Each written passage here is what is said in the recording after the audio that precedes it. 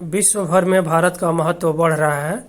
For India, BRICS membership is increasingly becoming a balancing act amid on uncertain world. अनिश्चित विश्व में जो BRICS है भारत के लिए एक बैलेंसिंग का कार्य कर रहा है। रसिया और यूरोपीय कंट्री और अमेरिका के बीच इस समय अनिश्चितता बनी हुई है और ब्रिक्स के द्वारा भारत इसको संतुलित करने का प्रयास कर रहा है। The BRICS nations are uniting. BRICS राष्ट्र हैं वो एक हो रहे हैं to counter Trump aggressive tariff and dollar dominance. यह डोनाल्ड ट्रंप के आक्रामक टैरिफ और डॉलर डोमिनेंस के खिलाफ एक हो रहे हैं ब्रिक्स राष्ट्र। BRICS is today one of the world leading block. जो ब्रिक्स है Brazil, Russia, India, China, South Africa, एक समूह है, लीडिंग समूह, विश्व के अग्रणी समूह है। That has overtaken the G7। वह G7 को ओवरटेक कर रहा है, मतलब उसको पीछे छोड़ रहा है। ऑन द मोस्ट इंडिकेटर, मतलब कई संकेतों, बहुत सारे संकेतों पर वह G7 को पीछे छोड़ रहा है। G7 विकसित देशों का ग्रुप है। 1975 में इसकी स्थापना हुई थी। इसके मेंबर संयुक्त अमेरिका हैं, Canada, Italy, France, Germany, Great Britain और जापान हैं। BRICS country are brewing a heavy blowback against Trump. BRICS सदस्य जो हैं वह हैवी पलटवार की तैयारी ट्रंप के टैरिफ के खिलाफ कर रहे हैं। ट्रंप है चूजन दिस कंट्री। ट्रंप इन कंट्री को चुन लिया है for a special dose of steep tariff, विशेष तीव्र टैरिफ लगाने के लिए। किन देशों को? ब्रिक्स के देशों को। Alongside his repeated criticism of the bloc, और साथ ही साथ उन्होंने इस ब्लॉक की, इस समूह की आलोचना भी की है। एज ए एंटी अमेरिकन, वो कह रहे हैं कि ब्रिक्स समूह एंटी अमेरिकन है, मतलब अमेरिका के विरुद्ध है। Both the Russian president Vladimir Putin and the Brazilian counterpart मतलब समकक्ष, दोनों रूस के राष्ट्रपति व्लादिमीर पुतिन और ब्राज़ील के राष्ट्रपति Lula da Silva called up prime minister Narendra Modi to discuss options and coordinated plan को डिस्कस करने के लिए और समन्वय बनाने के लिए। Also PM Modi is set to visit China later this month. इस महीने के आखिरी में प्रधानमंत्री मोदी चाइना जाने की तैयारी कर रहे हैं for the Shanghai cooperation organisation SCO summit. China में शंघाई कोऑपरेशन ऑर्गेनाइजेशन का समिट होने वाला है। His first visit to China in the 7 years। 7 साल में उनका यह पहला विजिट है चाइना के लिए। The BRICS nations are uniting to counter Trump's aggressive tariff. BRICS राष्ट्र एक हो रहे हैं ट्रंप के अग्रेसिव आक्रामक टैरिफ के खिलाफ और डॉलर डोमिनेंस के खिलाफ। The global south has been a diplomatic hurdle led by China, India, Brazil and Russia.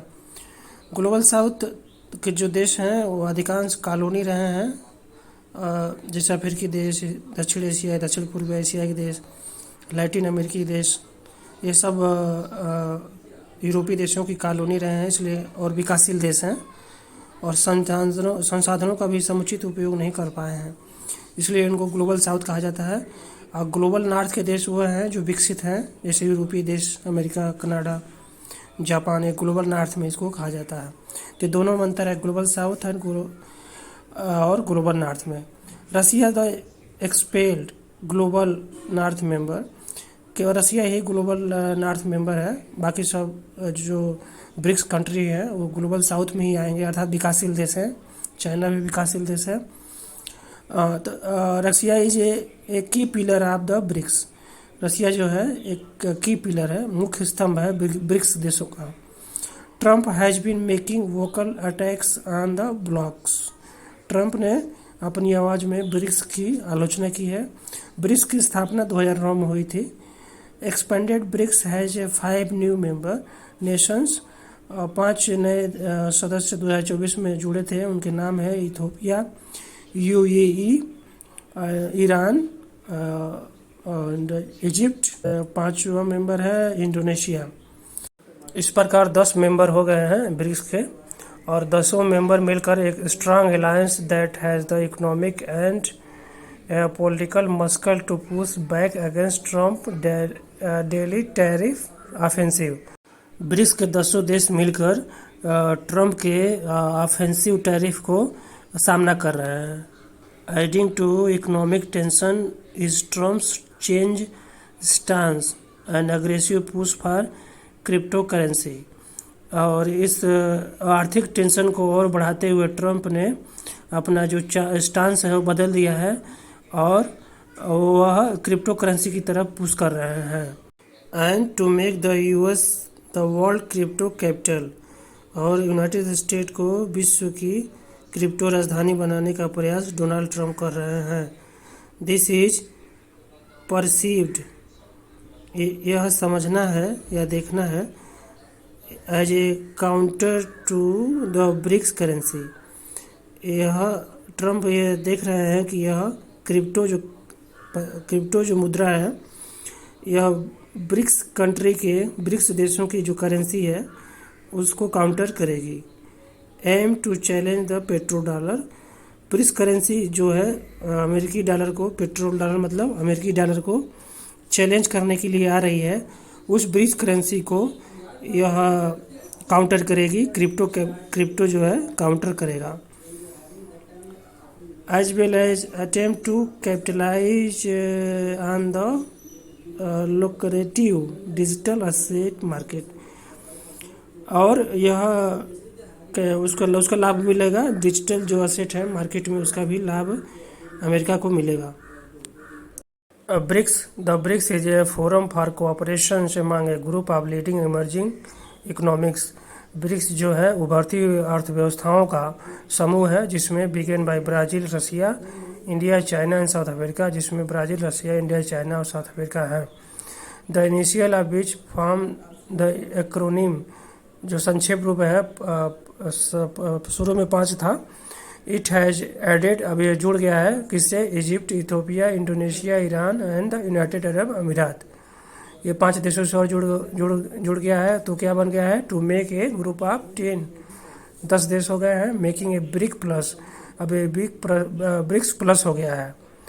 The BRICS mechanism aim to promote peace, securities, development and cooperation. जो BRICS का क्रियाकलाप है उसका उद्देश्य है शांति, सुरक्षा, विकास और सहयोग को बढ़ावा देना।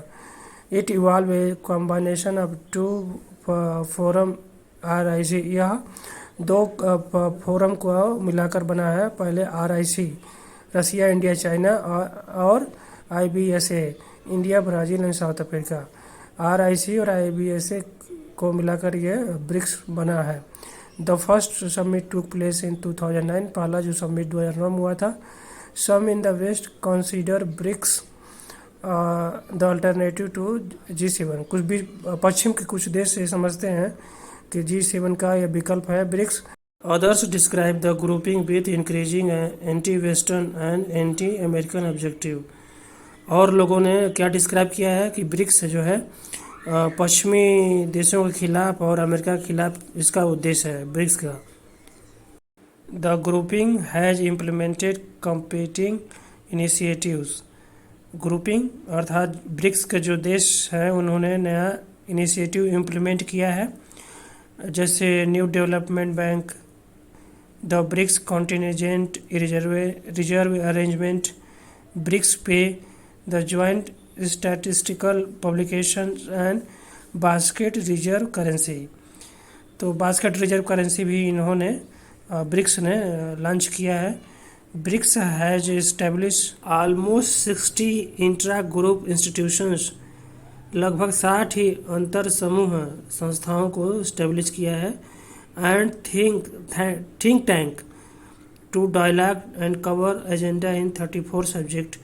34 विषयों पर इन्होंने थिंक टैंक को स्थापित किया है, जो डायलॉग मतलब संवाद करेगा 34 विषयों पर। All the original 5 member and Indonesia also part of G20। जो विश्व के G20 के समूह है उसमें से ये पांचों ब्रिक्स के सदस्य और इंडोनेशिया उसके सदस्य हैं। जो G20 है उसमें भारत, साउथ अफ्रीका, रसिया, ब्राज़ील, चाइना के अलावा इंडोनेशिया भी G20 में सम्मिलित है और ब्रिक्स में भी सम्मिलित है।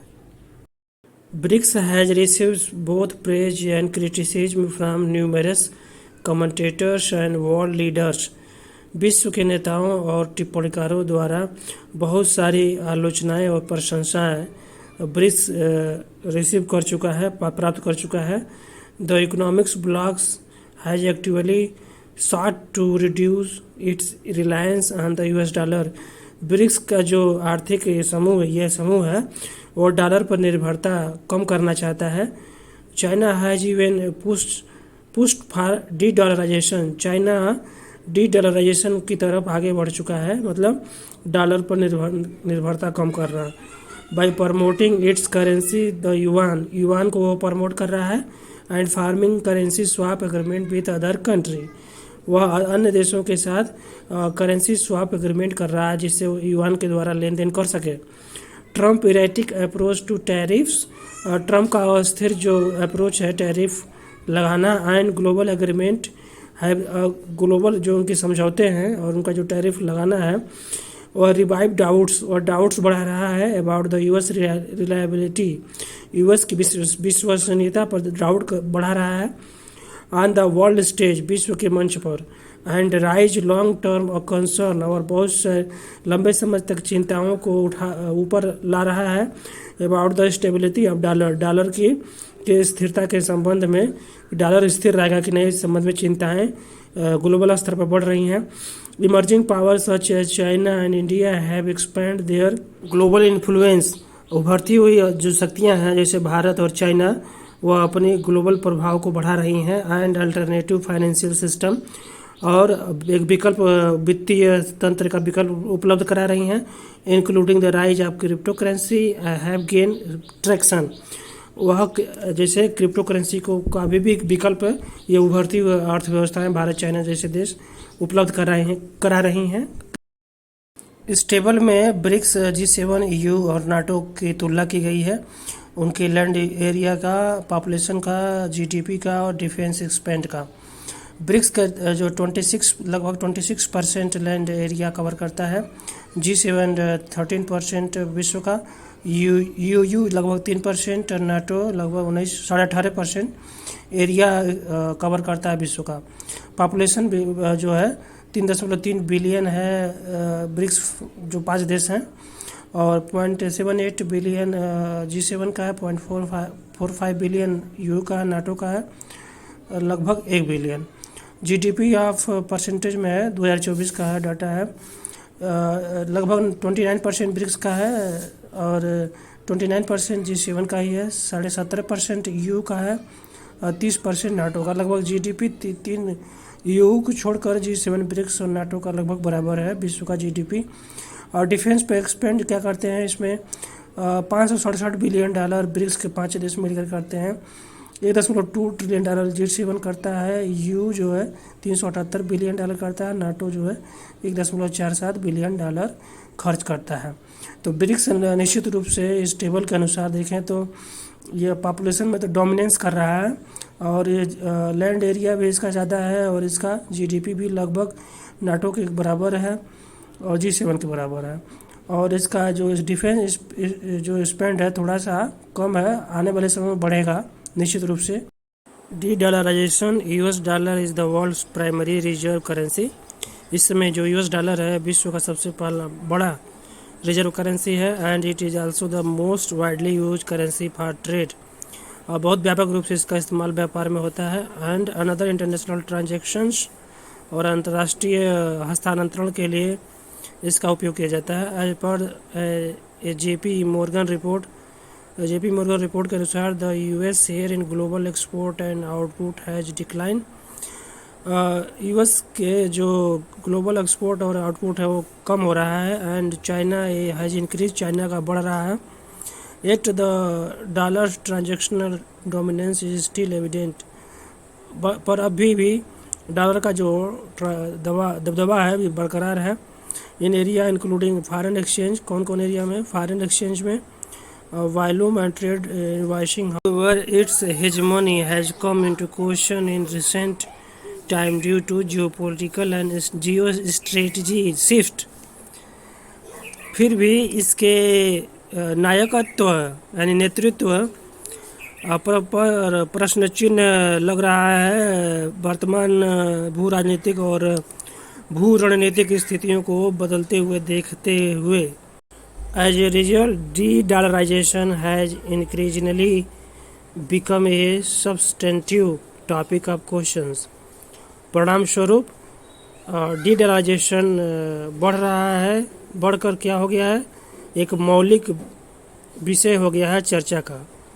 इस प्रकार यह निष्कर्ष निकलता है कि भारत ब्रिक्स के द्वारा विश्व में उत्पन्न हो रही आर्थिक अनिश्चितताओं को साधने का प्रयास कर रहा है। रसिया और अमेरिका में आर्थिक मतभेद उत्पन्न हो गए हैं। भारत का इन दोनों देशों से बहुत बड़े मात्रा में व्यापार होता है। भारत यूरोपीय यूनियन से भी व्यापार करता रहा है और यह व्यापार बहुतायत रूप में अमेरिकी डॉलर में ही होता रहा है। इसलिए अब ट्रंप के टैरिफ लगाने से और डॉलर का महत्व अब धीरे धीरे घट रहा है ब्रिक्स देशों में और विकासशील देशों में। इसीलिए जो विकासशील देश के समूह हैं जैसे ब्रिक्स है, वह अब नए मुद्रा खोज रहे हैं जिससे व्यापार आपस में किया जा सके, क्योंकि अब अमेरिका का डॉलर धीरे धीरे अपनी प्रासंगिकता विश्व बाजार में खो रहा है।